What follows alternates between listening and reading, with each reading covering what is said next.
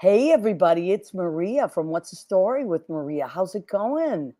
Tonight is Tuesday, September 3rd, 2024. We're so happy you're here. We have an amazing guest tonight, Tom D'Angora. I don't even know if we're going to have enough time to cover everything this guy has done. He's lovely, and he's going to join us tonight. Leo, hit that promo.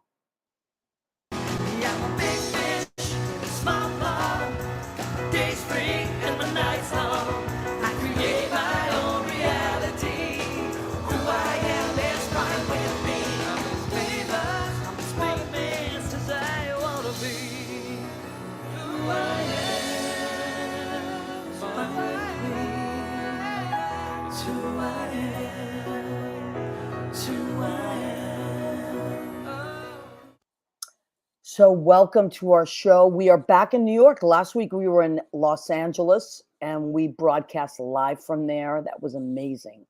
We were with our friend Michael Leon Woolley. What a great show that was. What a great time we had.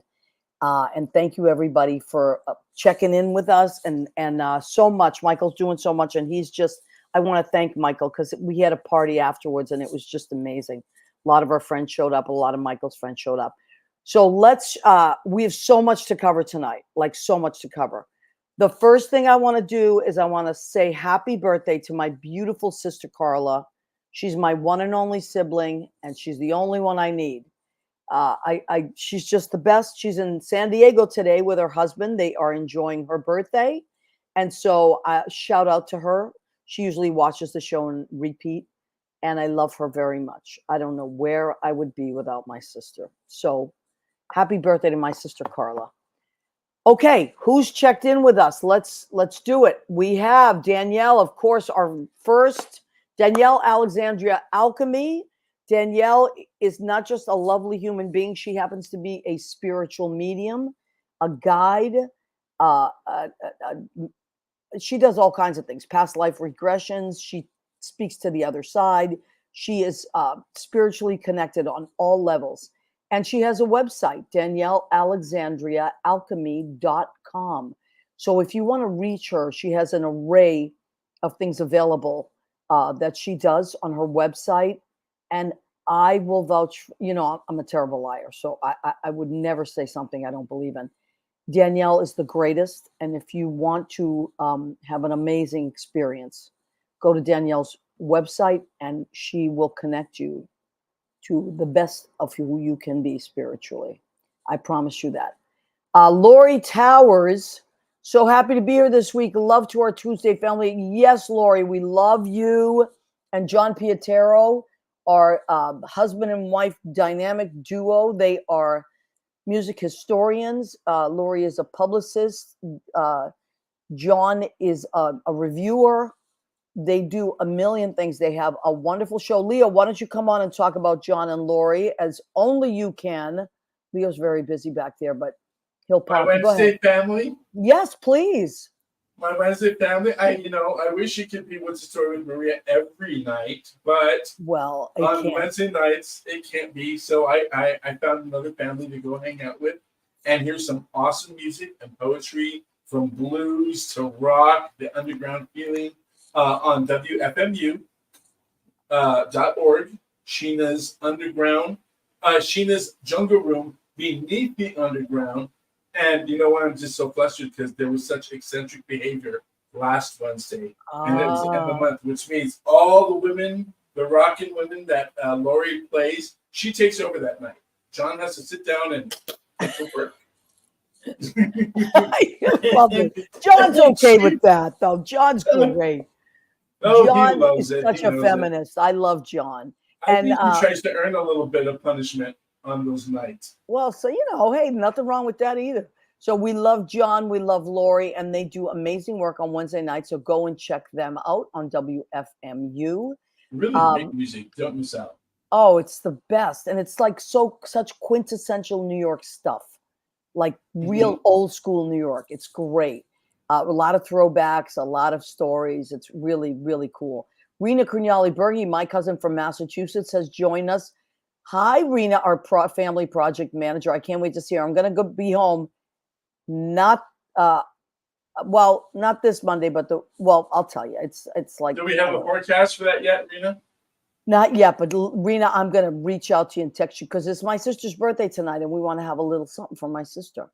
So just a little snack then, right? a little, Just get yeah, a together. couple little A things. couple little You piece know, of bread.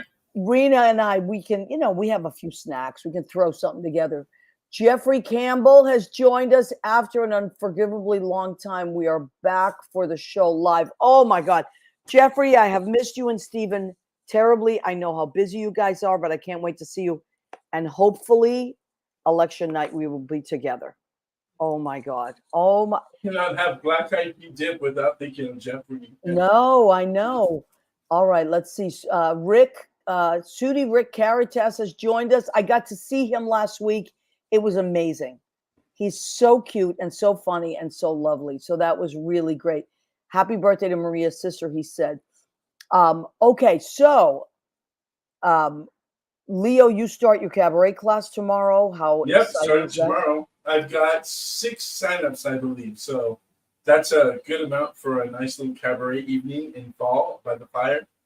In Idlewild, California, Leo runs an after-school program and also now adults doing wonderful things. Nothing better, no matter where you live in the country or in the world, there's nothing better than bringing a group of people together and performing.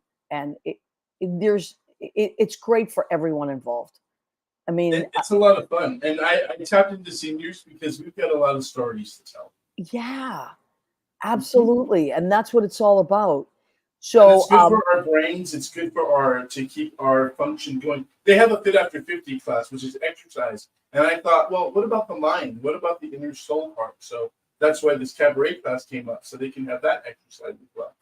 I love it. And Jeffrey just says, we will welcome Madam President.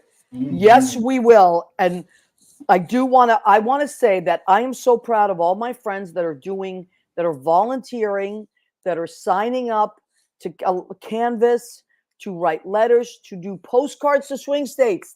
I've always done that. Thank you to my friend Joe Cangelosi. And this time I have Ohio. So I usually sign up and they ask you to pick one of the swing states or where you can check off wherever the need is greatest. And that's what I always do. And this time I got Ohio.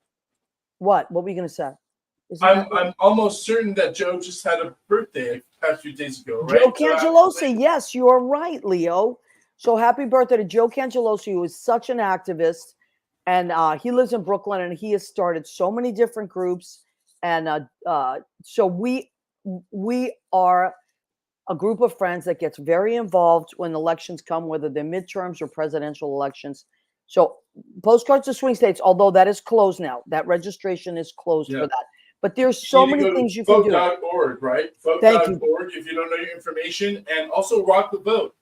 Our generation had Rock the Vote when we started, when we got to our voting. So Gen Z and Gen A, let's go there. Go to Rock the Vote and let them help you get ready for this big election that we need to win. Absolutely. I also posted on my wall and my show wall numbers of every single state, numbers you can call for your voting rights if there is an issue. If you find that you're trying to vote or your registration has been purged, has been purged. That's why I put it up there. So go to, I really think that this is super important.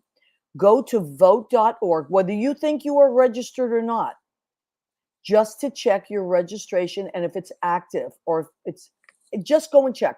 And people have been doing this. And you know what? Judy, my girlfriend, has been helping a lot of her friends that have never register now. And she also checked a few registrations today. And wouldn't you know, one of them was inactive. So had that person not checked, they would have shown up to vote that day and it would have been inactive. So, and all you have to do if it's inactive is go to vote.org, which is where, you go state by state and you can reactivate it. So there has never been a more important time to be registered and be active and be involved. Your everything is at stake, everything. And Whoopi was telling me this morning. About as I was watching with you, that you cannot, once you seal your envelope, If there are any external markings on that, then they can disqualify your ballot. So make sure that when you're done, when you're ready to turn it in, ain't nobody going to touch your ballot and put markings on it. Oh, okay. So we don't get disqualified. So there's things that are coming up. So that's Oh, what Ruby wow. was See, talking these to are me the about. kind of things that are super important. Really, really, really important. Now, I had the pleasure, Lynn Porter's genius and I, maybe about a month ago, maybe 5 weeks ago, went to see an amazing, we know we love Broadway shows, but we went to see something that was not just amazing, but also incredibly important. Thank you, Leo. Perfect. Tony Award winner, Suffs, and Suffs is short for suffragettes. This is the true story of the women that fought to make sure that the women's right to vote, which I believe is not proposition, was the 20th Amendment, 19th Amendment. And in 1920, women finally, after years and years and years, received the right to vote. And they fought and fought and fought for it. One of the producers of that show is with us tonight. And now, let me just, before we bring him on, He's so cute. You should have seen his reaction. I can see it when you said he's his name adorable, right now. but Cute. he has $1 million smile. But don't let that fool you. He looks like a little boy, like a beautiful, beautiful little boy, bright-eyed, bushy-tailed, big smile. But this guy is a powerhouse. I mean, if I were to read every single thing that he has produced, so many incredible things in this city, he is literally like the wind in the sails of the entertainment machine in New York City. I mean, I'm blown away by, and he's just a great guy, and he's super sweet and approachable. I see him at Stonewall all the time. He's always part of something amazing. And last time I saw, what? I'm sorry, go on. No, I was going to say, you said Suffs, and then he's got Naked Boy How Singing. to Dance in Ohio, Naked Boy Singing. Right. Harmony that was on Broadway. Musical, which had our buddy Emily McNamara was in that. Star Wars, the musical, right? A musical about Star Wars. Emily McNamara was also in that. Like an amazing amount of things. Now, also before he's got 4 projects for next season too. I believe there's 4 projects he's working on. And you said that the documentary or the film about Liza as well.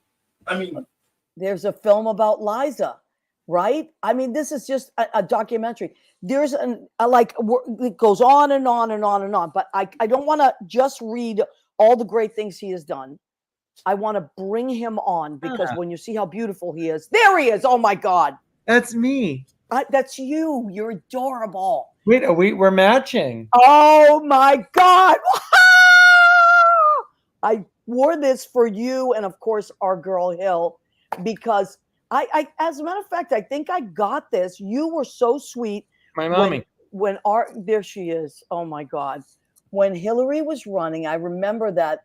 You must have seen it on Facebook that I was such a wild fan, right? You have taste, Maria. You have taste. I do. Thank you. And you were so great. And you said, listen, she's coming to speak at the Javits Center. And you got some tickets for me and my girlfriend and my friend Catherine. And that remains one of the most amazing experiences. So thank you, Tom, for doing that. Oh my God. You know what we're just remembering? Pride. There you are. There's you and Hill. That's Suffs opening night. Pride 2016, where Hillary became the first and only presidential nominee in history to march in a Pride parade. She was also the first sitting first lady in history to march in a Pride parade. Wow. But it was such a big deal. And it was New York Pride, of course.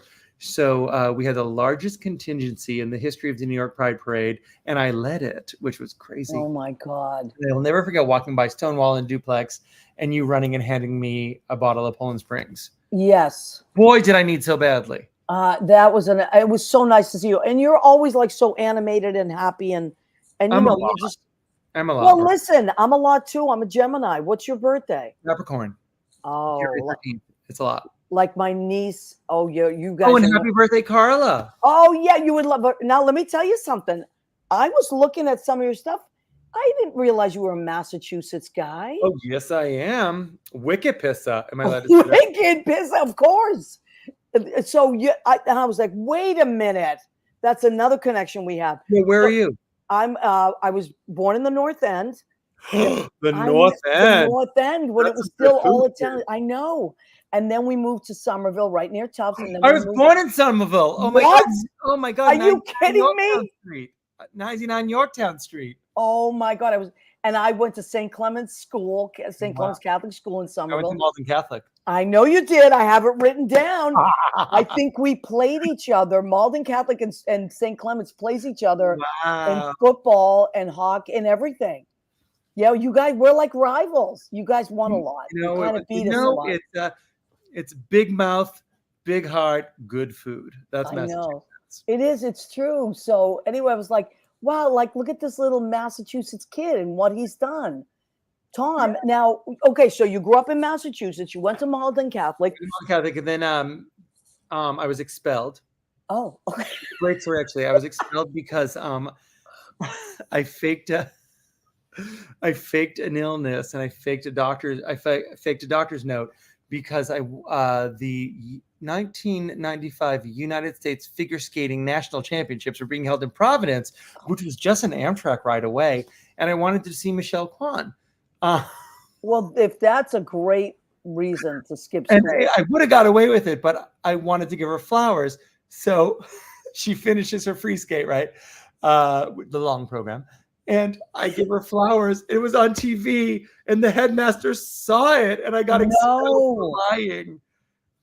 Well, that's a great story. Now, years later, I am working for the 2016 Hillary campaign, Hillary for America, and I'm in the national headquarters in Brooklyn, and everyone's abuzz because Michelle Kwan took a job as head of celebrity surrogates, right? Surrogate outreach, and she's going to be arriving. I lose my shit. Oh my God, I was obsessed with her as a child. I can't. And so for like 3 weeks, we'd like walk by each other in a corridor and I'd run away.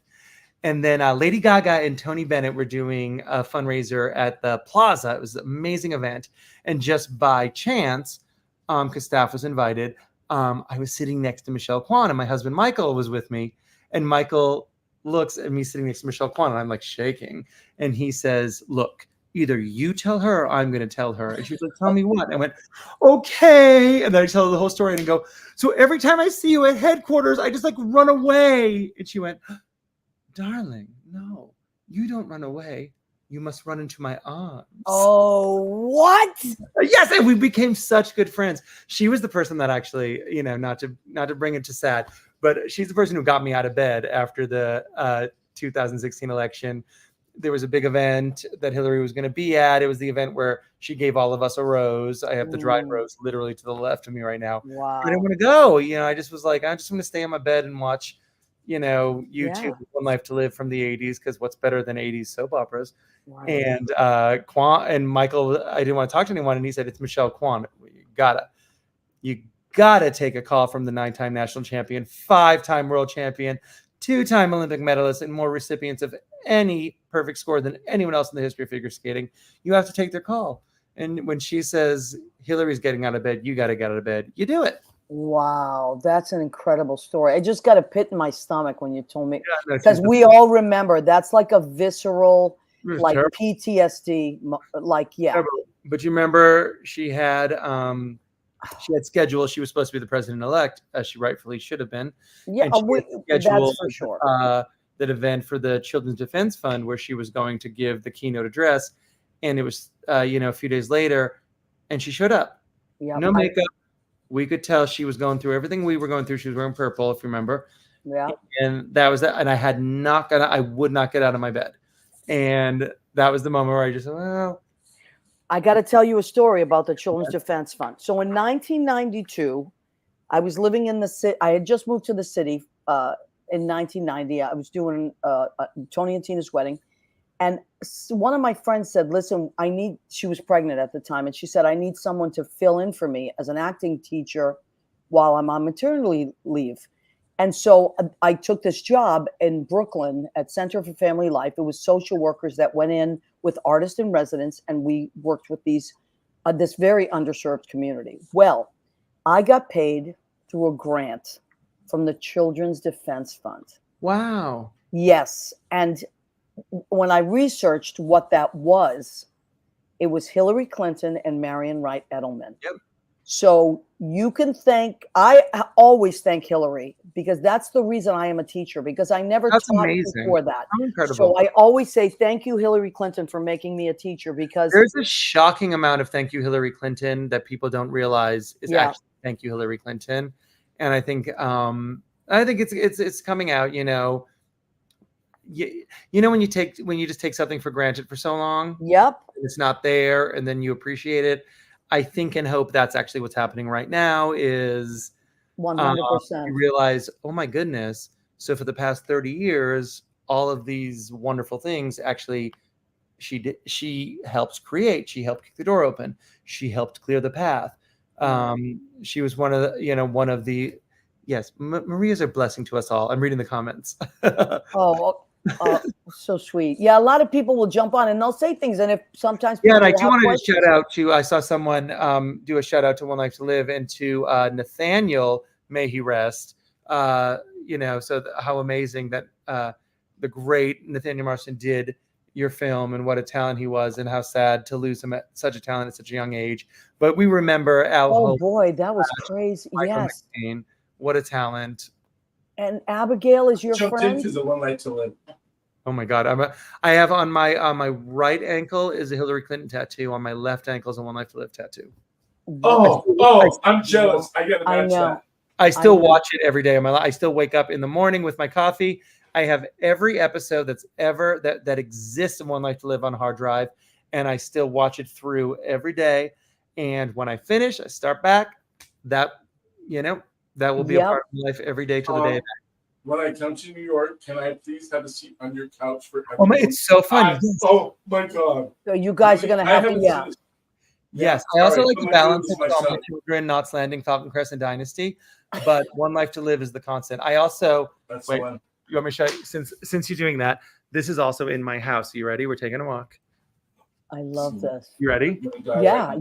I have the portrait of Dorian Lord in my house. Oh, come on. Come on, Tom. Right? You're killing me. That's pretty good, right? That's fantastic. Is that from the set? She gets jealous. She's there. She's there. Oh my God. I can't believe you have Dorian Lord. Judy Garland herself. So it's gay. It's a gay home. Yeah. Well, you know what? Gay homes are the best homes. They are the best. That is the portrait of Dorian Lord that Robin Strasser gave me. Okay. So listen, let's go back for a minute. Let's go back for a minute, because you have all this great stuff and all these great stories. How does a kid from Massachusetts in Catholic school go from that to becoming a producer of so many amazing things and being the wind and the sails of so many of these? Come on, Tom, you are. How many spaces did you save during the pandemic? How many benefits did you do? How much money did you raise? How every time something was happening where someone was being saved, you were behind it. So thank you for that. Oh, it's so sweet. Thank you. I think a lot of it goes back to Massachusetts. We're kind of assholes, and we kind of take up I think we take up more air than we're supposed to. But I what I always just learned, say what you feel, but do the right thing. Right. And call out everyone who's not. And I think in politics and everything I did, it was kind of that. And then when the pandemic hit, I kind of saw the opportunity of all these amazing people that I knew in New York, which is the greatest place in the world. Sorry, Massachusetts. I love Massachusetts, but no, of course. But I know. And then that's where you can love both places for different New York's reasons. the one. Yeah. And there was just this, when I was sitting at the West Bank Cafe, which I'm saving again. I know. Talk about. I know. And just sitting in the reality of how is this all happening through no fault of anyone's own, right? and now it's a place that's been here for over 4 decades that has created so many stars, right? Aaron Sorkin's first play, Warren Light created Sidemen there, Sunday in the Park with George rehearsed there, Lewis Black came up there. So many stars got their start on that stage. A dining room that welcomes us all. Whether Al Pacino or Tom D'Angora is coming in on an evening, you're treated the exact same way by Steve Olson, the owner. And how are we going to lose this because of something that we didn't do? Right. And because the government wasn't standing up for it, right? And we were Michael and I we had our dogs in our hands. We were doing a walk and we were picking up our to-go order for dinner because it was the pandemic. And we said, no, this can't happen. If we feel this way, I bet you everyone else does. Maybe it just takes the loud person, and no one's louder than Tom. That's what we know. No one is louder than Tom. And that's what I always say is, I don't know if I'm special. I just know I'm the loudest in the group, right? And I have no problem screaming. Well, here's how I'm going to put it. Maybe you are there's a lot of loud people in this city, but there are people that say, oh, I wish there was something I can do. And then there are people that say, I'm going to do, I'm starting something. I'm not waiting for anybody else. Yeah. I'm starting this, and then people follow. So you're that person. You're like that Pied Piper guy that says, well, yeah, we're doing this. Let's go. I just have this philosophy when, it happens too often where it seems most of us see the injustice, right? And we see we're not the millionaire or billionaire, or we don't have the singular power to fix it, but we know it's ridiculous. Right. We know the majority feels the way we do. So why isn't this happening? And so especially during the pandemic, when we, did have a captive audience and we were able to engage people easier than we usually can. My kind of thought was, we're all just feeling so helpless. We're standing looking at the biggest forest fire we've ever seen in our lives, right? And we just are all holding one bucket of water, thinking there's no way I can do anything with my one bucket of water. But what if we all got together and we at the same time took our buckets and threw it? Maybe it wouldn't put out the whole fire, but maybe we'll save sections of the forest. And that was kind of my thought process between, all of the, when I did the West Bank and then Birdland and New York and the Labyrinth and Stonewall. Right. The thought was, let's focus on corners and bring everyone together and say, look, we can't save the world. Let's save a corner of the world, and we can do it together. I can't do it. You can't do it. But no, you're right. But together, I know. And even as, that sounds like a line from a movie, but it's true. So know what? If we all just did one thing, then it's going to make a change. It's a ripple effect. And I will tell you selfishly, the worst moment in history, besides I think 2016 election, 9/11, and the pandemic, horrible moments for all of us that lived through things. To me, the pandemic became the most incredible times of my life because I don't care, yes, it's been great. I do these shows.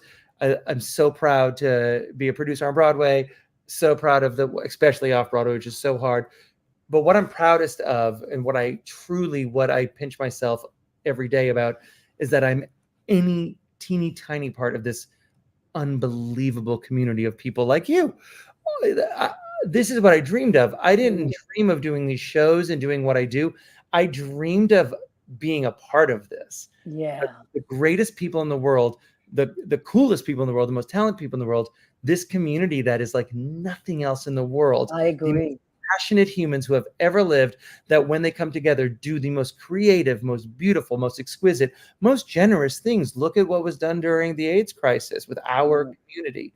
And so what was so incredible for me, feeling so helpless during the pandemic, and my husband Michael too, was it went from this just hopeless, devastating place within 48 hours to, oh my goodness, our people are the greatest people in the world. Yeah, it's true. And it lasted 6 months straight.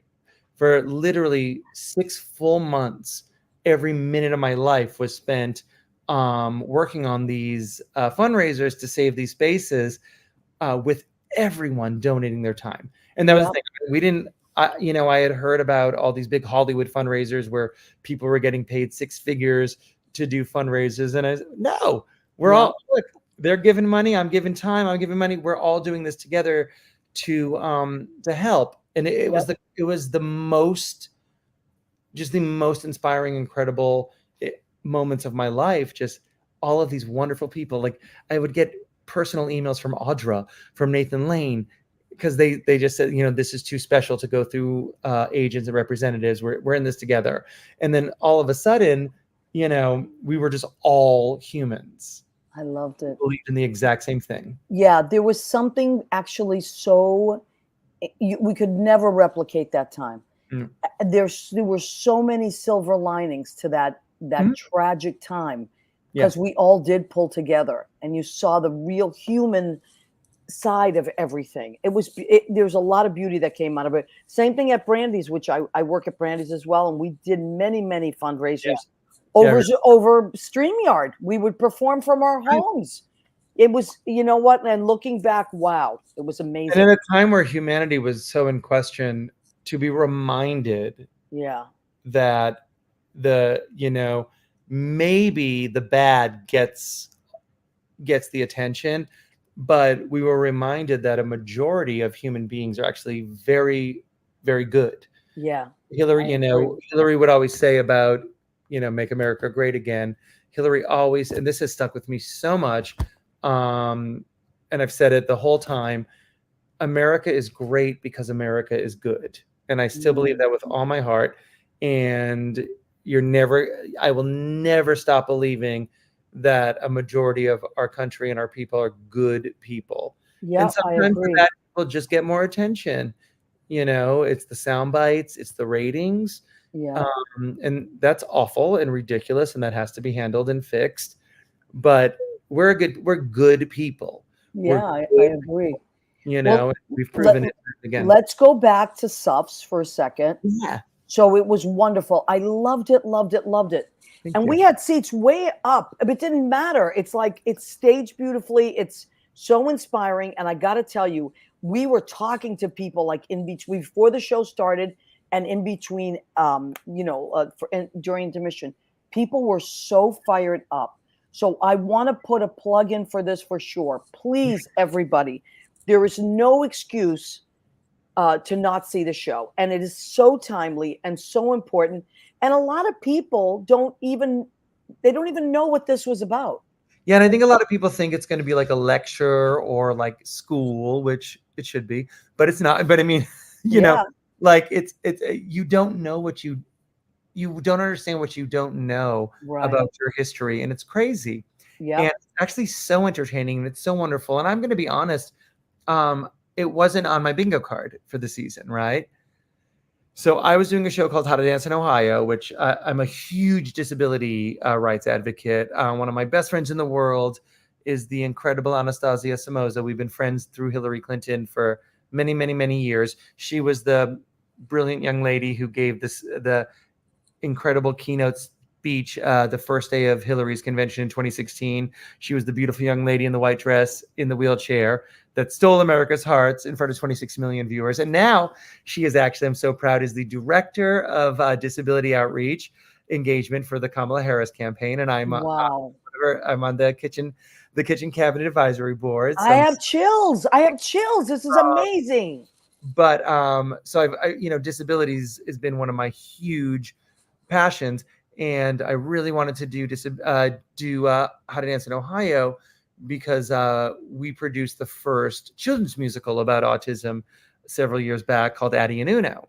Wow. So excited about How to Dance in Ohio and the sweetest show ever, and the first time in history that autistic actors were actually playing the autistic roles and telling their own stories. Unbelievable. We were trying to break through the noise of this huge season. already doing harmony, realizing this is a tough season. How do we get attention?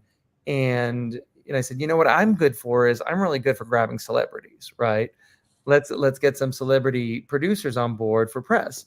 And I got Paula Abdul. I love it. My friend Paula Abdul. And but I thought, who'd be so great is Hillary Clinton. And so I emailed Huma, Hillary's longtime forever person, Huma. And I emailed Huma just, hey, with all the producing going on, I feel like this is a great match. Isn't it time? Hillary does Broadway, et cetera, et cetera. And so I got an email back kind of saying, oh, that's a very astute observation. And yes, it is time for Broadway. But actually, Hillary's committed to Suffs. You should do Suffs. I said, well, you don't have to ask me twice. Wow. That is so cool. And it changed a lot from the off-Broadway incarnation of the Public. And I was so fixated on Harmony that off-Broadway season, because Harmony started also downtown. And it was just, I was just in love. I mean, I was so in love with Harmony. Yeah, and everybody loved the music, and everybody said the same thing. Yeah, and then and I'm a huge, insane Barry Manilow fan. How can you not be? And then so the idea that I could be so in love with a show written by like my idol, one of my musical idols, right. But honestly, now the love of me loving the show had nothing to do with him. Had me crazy obsessed. So Suffs wasn't really on my radar because I was so fixated on Harmony. And I jumped on because of Hillary and thought, yeah, this is so on brand for me. Let's do it. The first time I saw Suffs was the invited dress rehearsal, really, in full. And Michael had another commitment that night. And we ended up, Alan Cumming was doing his show at 54. And we met at Alan Cumming's after party. And I was like, Suffs is the best show we've ever done. And he was like, what? And I was like, no, it's the best thing we've ever done. It's the best show I've ever seen in my life. I've never felt like this in my life. I just want to march and burn everything down again. Right. And I said, I don't know how to explain this to you. I was a delegate, greatest honor of my life.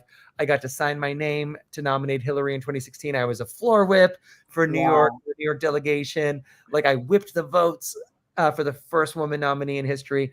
And it was the most exciting feeling I ever had in my life. But I also felt like I was invited to the greatest party I've ever been to, but it wasn't my party. It was your party. It was the women's party. And I just sat there so honored to just get to experience it with all these amazing women who were finally, having this one moment where men have had this moment a zillion times.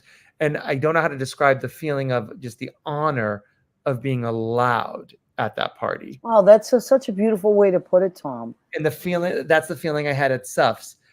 Oh my God, my name is above the title, and I'm watching these women have this experience, and wow, I can't believe I'm allowed at this party, and what an honor just to be here.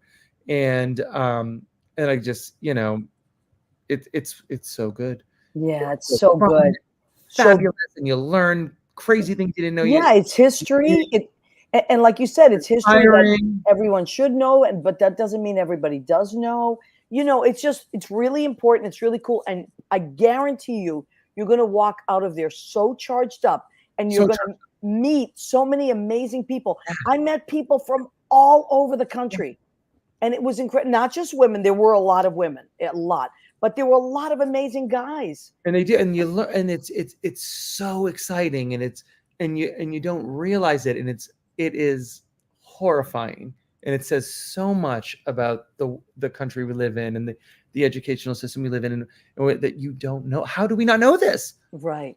How do you not know this? Right. How do you not know this? But you know what you're gonna know forever. You're gonna know the 19th Amendment was passed. Yes. On the 18th. You are going to know that it was the Tennessee rep's mom who wrote a letter. You are going to know so much that you can't believe you don't know, which is actually awesome. Yep, absolutely. And it's never too late to learn all these amazing things. Right. And it makes you think, and especially where we're at right now with Kamala and what we experienced with Hillary and whatnot. I think it's such a great thing to realize. Oh my goodness. And if you look at like the If We Were Married song, you don't think in this day and age what it was like for a woman to literally be a man's slave in marriage, right? I remember the first preview where we were just dead at how great this show was. And then the curtain comes up, we're like dripping in tears. Yep. And there was a mother and daughter behind us. And she says, you know, honey, when mommy and daddy were married, mommy wasn't allowed to have a credit card. Absolutely. One of the things I Still know. a child with her. I just read this recently. 50 years. Until think of this, 89. A woman could not get a business loan for her own business. Yes. Her husband had to co-sign. And 89. It's only 50 years that a woman could have a credit card without a man's signature. Right. A man could commit his wife to an insane asylum if he wanted to, just by signing for it. I mean, and we're not going to bring this into consensual marital stuff. Right. No, it's crazy. And yes, I'm gay, but I am a white man, a privileged white man, right? And I don't understand how you don't grasp that that's wrong. Well, you know what? I think that theater is such an unbelievable vessel for getting us to listen and educate ourselves and elevate ourselves while we're being entertained. That's what the beauty of it is. That's our magic, right? Yeah, and it has been for forever. Now I want to ask you. The show is good. People don't understand it, and people don't get that it's actually really good. Yeah, and it's actually like it's one of those things. It'll pump you up. I had to do this giant business meeting, and with these like corporate billionaire senior VPs 2 weeks ago. That's not my thing. But I thought, I get it. And I said, so I'm sitting there doing my face. Being self means being willing. Oh yeah, there it is. And I thought, God, I need to get pumped up. So I put on the song, Show Them Who You Are. And, and it says like, I know you're scared. I understand. And then it says, that's exactly how these crooked kings want you to feel, but they don't understand they're up against a queen with a spine of steel. You got to show them who you are. And it just, oh my God, I bounced into that meeting thinking you are up against a queen with a spine of steel, you crooked kings. I'm love it. Who I am. I love it. It's fantastic. And Shayna. Now, Tom, you have pictures with Kamala. I do. Joe. Yeah, well, I love Joe Biden with my heart. Oh, it's the sweetest, right? One of the greatest presidents in the history of the entire nation. I agree. This greatest men that has ever lived, and what he has done for this nation in the last 4 years. I agree. Down in history as possibly 4 of the most important years ever. I mean, the mess that he was left with, not only did he do total damage control, he was able to take care of so many of us and just build things and just get, I don't know how he did it. Reestablish trust in the world. Yep. And as we move forward, we're looking at the first time in my lifetime, and I'm 45 years old, America will be the #1 economy in the world again. And what people don't understand is it takes time, and he was coming off a really bad backlash of a terrible 4 years. Oh my God. The worst 4 years. Trump was scoring on a Democratic economy. Right. You're always on the tailwinds of the last administration. And what we're going to see going into Kamala is the true tailwinds of the incredible economic gain that the Biden-Harris administration has pulled off, and is just having someone that genuinely understood and cared. And I'm not disrespecting President Obama, but first time since Bill Clinton that we've had a president who understood retail politics so well, and it was literally person per person with this man. Yeah. And that picture taken there, it was like 2 weeks before the 2016 election. It was 102 degrees in Florida. I'm a really big boy there. I'm 200 pounds heavier than I am right now, right? You know what? You always look the same to me. Well, I You're appreciate always this great I've lost energy. 200 And pounds since the 2016 campaign. And I'm dripping sweat. And I only say this because people say, oh, he's touchy and stuff. And the vice president finds me. He was the vice president at the time, and says, I just want you to know, son. I know, I know. You want to cry, right? No, and he just said, I know what you're doing for her. I was told you won't take a paycheck. I know everything you're doing for us.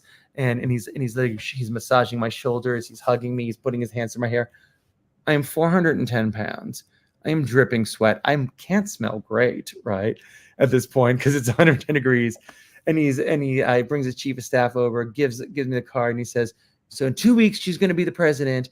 And then I really want to give you a tour of the White House and give you the royal treatment you deserve, son. You get in touch and we'll get a great picture of us with President Obama in the Oval Office. You really deserve it. You've sacrificed so much the last year. And I mean, he was so good to me. And me, Mr. Hillary. And I said, oh, Mr. Vice President, thank you so much. I'm such a fan of yours. However, I've never been to the White House in my life. I've never been in the Oval Office. And I want my first photo in the Oval Office to be with President Clinton. But thank you. And then he literally grabs me and he's like, you can't buy loyalty like this, kid. And he just hugged me. He was just so lovely. Yeah. He came to Stonewall a couple years ago. He actually took the time to come to Stonewall right before he was running. And then Kamala was there last year. I got to meet her. And this is, my God, she is so amazing. That's Anastasia, my friend, who's the national. Oh, there she is. Yeah.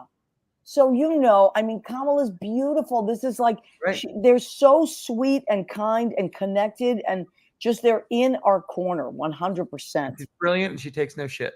Yeah. And that's so good. He's such a good guy. Yeah. And then he came back to the Stonewall the day after he did the debates. I'm like, how is this guy still standing? So I'm a big fan. I love Joe Biden. History's going to remember him in a way, not since, Washington, like it will, what he did.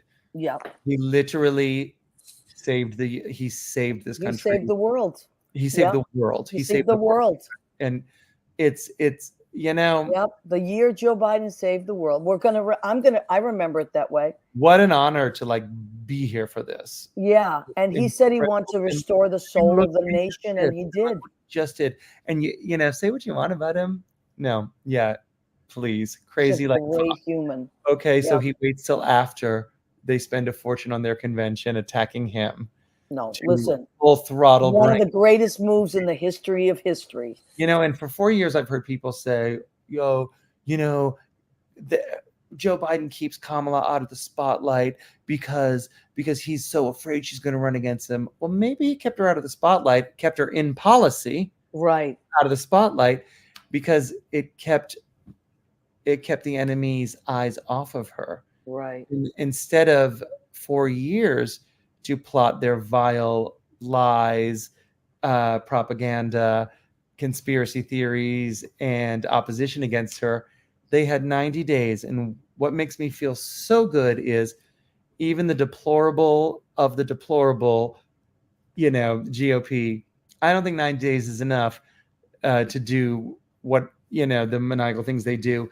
And to own our faults, I don't even think 90 days is enough for the Democrats to sabotage themselves. So I feel so great about this. And now we're 2 months into it. So we do. We're a circulating squad that sabotage ourselves. But it was so well done. And I just have this deep belief that the president had it in his back pocket. Maybe I'm the right guy in 4 years.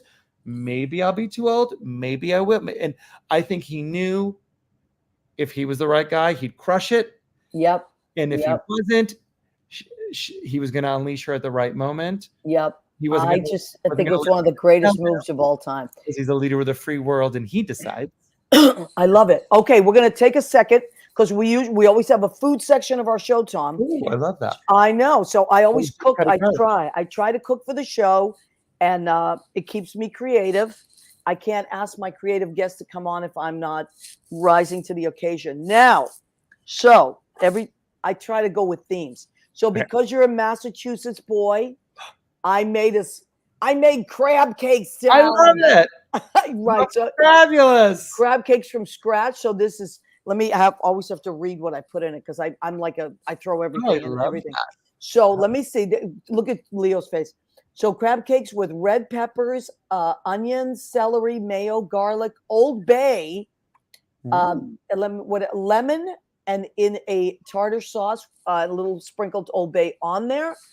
And then for salad, so for our salad tonight, we have, because of you, Boston lettuce. Yeah. With baby cucumbers, red peppers, red onions. I wanted to do a red, white, and blue salad. Love it. For our country. Right. Blue cheese crumble, right? We're patriotic too. We are. Blue cheese crumble and blueberries with a raspberry balsamic and a Tuscan herb olive oil for the Italians in Massachusetts. That sounds amazing. And then I figured, you know what? I knew we were going to talk a lot about our wonderful Democrats tonight. Yeah. So I thought, it's not fair. We have to talk about our Republicans too. Oh. So for our dessert, I have ding dongs. I love it. So I dedicate our dessert to the Republican Party, and so we're having ding dongs. Oh, I love it. But anyway, all right. Now I know we only have about 8 minutes left, but I want to just read off. Give me a minute to read off.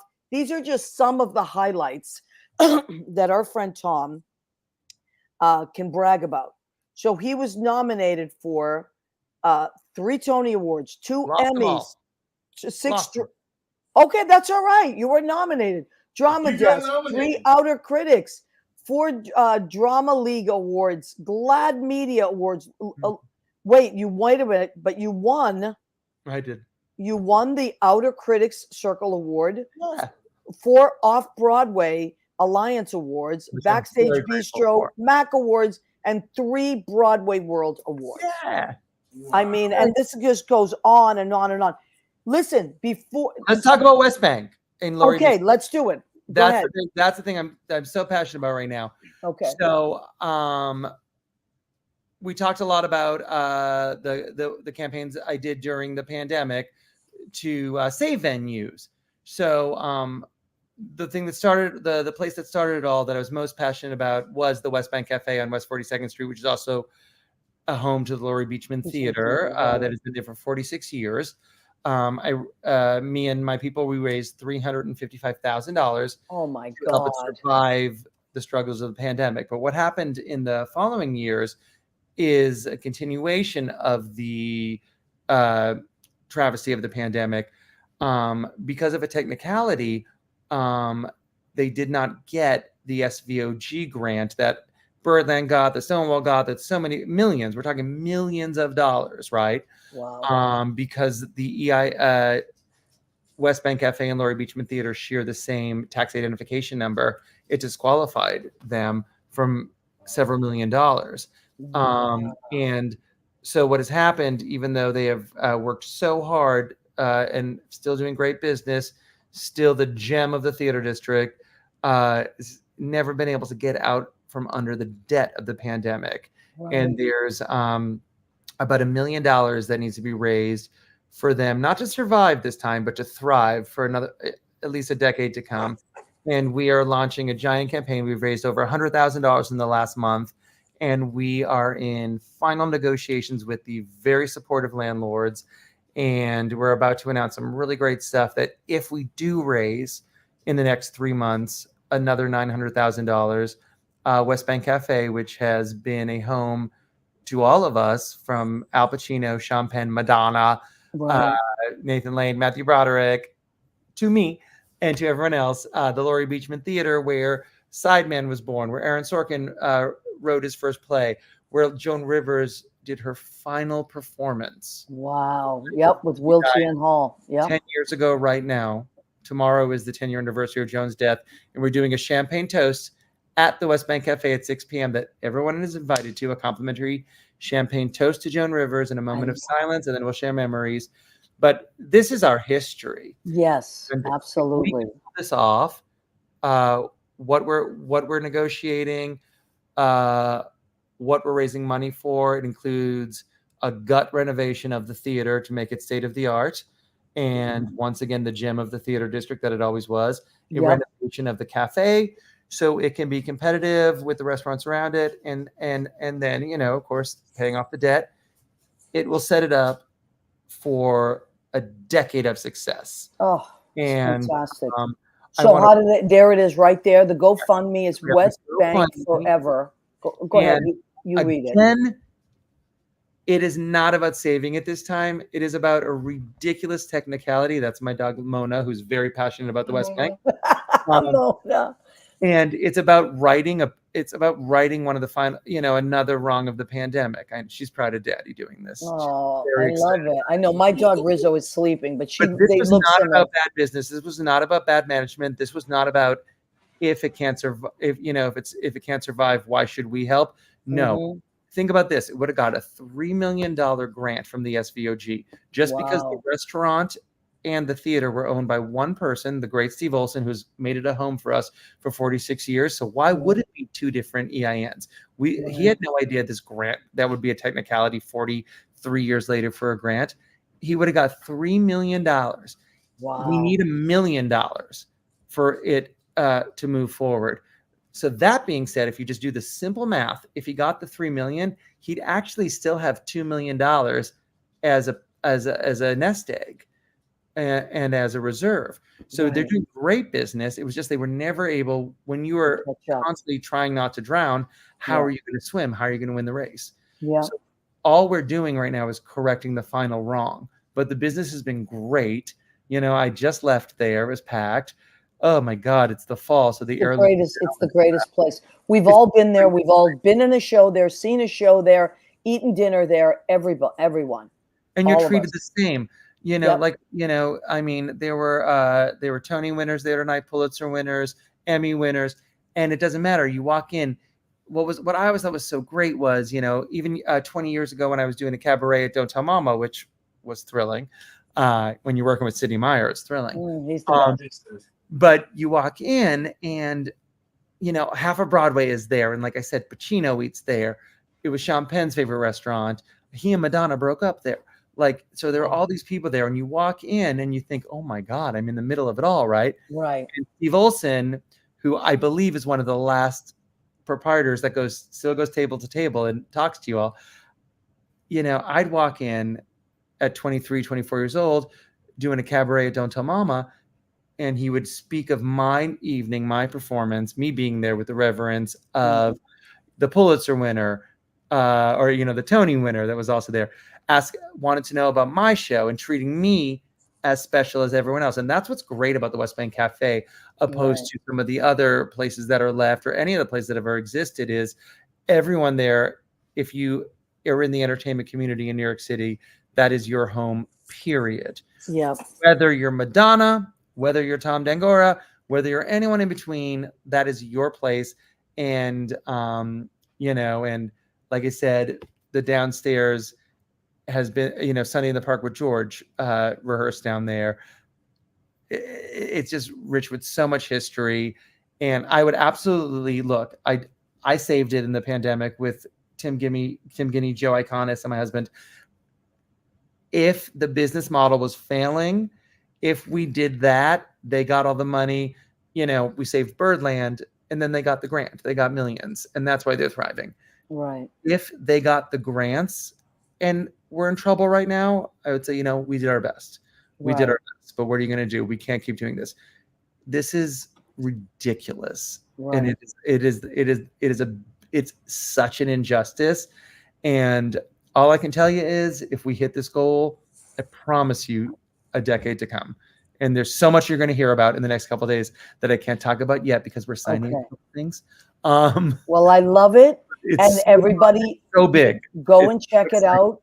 Go and check out Suffs. You also have a documentary about Liza. Yes, the Liza documentary. I'm also a producer on Cabaret at the Kit Kat Club, which Adam. Oh, right. Oh, my God. So that's super exciting.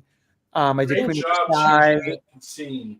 Incredible. Putting it on the stage like that, amazing. Good It's job. great. Yeah. And we're doing Queen of Versailles, the new Kristen Chenoweth with Stephen Schwartz show, which is fabulous. Wow. We also have a fabulous show coming up next season called Messy White Gaze, which I swear to God is as funny as it sounds because we're awful. And I we love need to it. pull out. And yeah. So, I mean, it's exciting. Well, listen, you are welcome back here a million trillion times. Anytime. Whenever I you love you. I love you, honey. And Well, will I'm you come to West Bank and have a drink with me? Because I'm there every night. Of course I will. And I love the West Bank. On me. Listen, I'll pay. Don't you worry. I'll buy you. Right now, everyone, the tomato heirloom salad with a side of the sourdough is the greatest thing you will ever eat in New York. I love the food there. That's the moment. I've been to shows downstairs, and I've been to. I saw LaDonna and Elliot Roth upstairs. Karen Mack. Someone's show down you there. That's fantastic. Right. Yeah. Okay. No, it's really it's a moment. We're having a moment.